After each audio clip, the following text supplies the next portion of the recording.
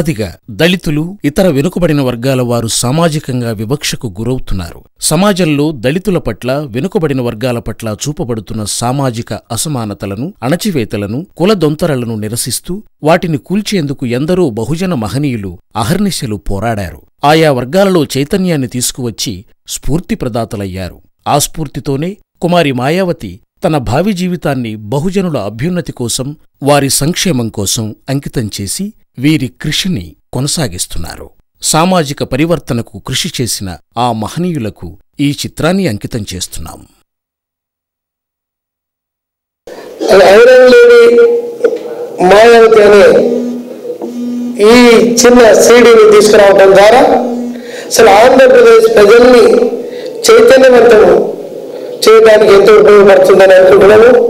ఉద్యమానికి కార్యకర్తలు ఎంత అవసరమో ఈ పబ్లిసిటీ కూడా అంతే అవసరము. ముఖ్యంగా ఈ సీడీ తీసుకురావడం ద్వారా ఆంధ్రప్రదేశ్లో ఉన్నటువంటి ప్రజలను చైతన్యవంత పరిస్థితి చేసే అవకాశం ఉంది. ముఖ్యంగా మాయావతి గారి స్ఫూర్తి ఎంతో తోడ్పడేటువంటి అవకాశం ఉంది.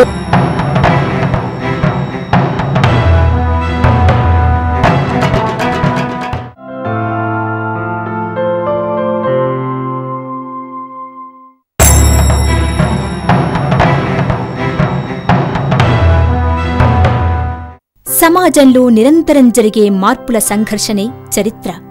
ఆ చరిత్ర ఒకవైపు వ్యక్తులపై ప్రభావం చూపితే, మరోవైపు ఆ వ్యక్తులు కూడా చరిత్రను ప్రభావితం చేస్తూ వచ్చారనేది వాస్తవం.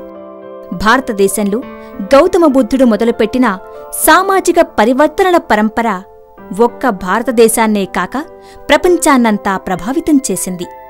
ఉత్తరప్రదేశ్ రాజకీయ ప్రస్థానంలో ఎన్నో సామాజిక మార్పులకు దారి చూపి అక్కడ ఆగింది.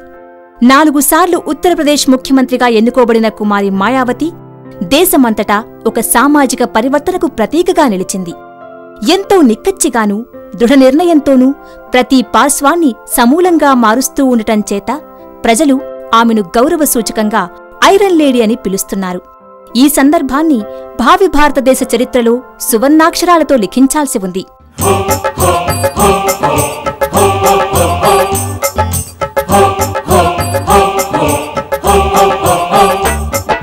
దళితుల నేత మాయావతి జిందాబాద్ జిందాబాద్, దళిత సింహమా మాయావతి జిందాబాద్ జిందాబాద్, కనివిని ఎరుగని రీతిగా ఎదిగిన మాయావతి జిందాబాద్ మాయావతి జిందాబాద్, దళితుల ఆశా జ్యోతివి నీవే మాయావతి జిందాబాద్ మాయావతి జిందాబాద్ మాయావతి జిందాబాద్ మాయావతి జిందాబాద్ మాయావతి జిందాబాద్.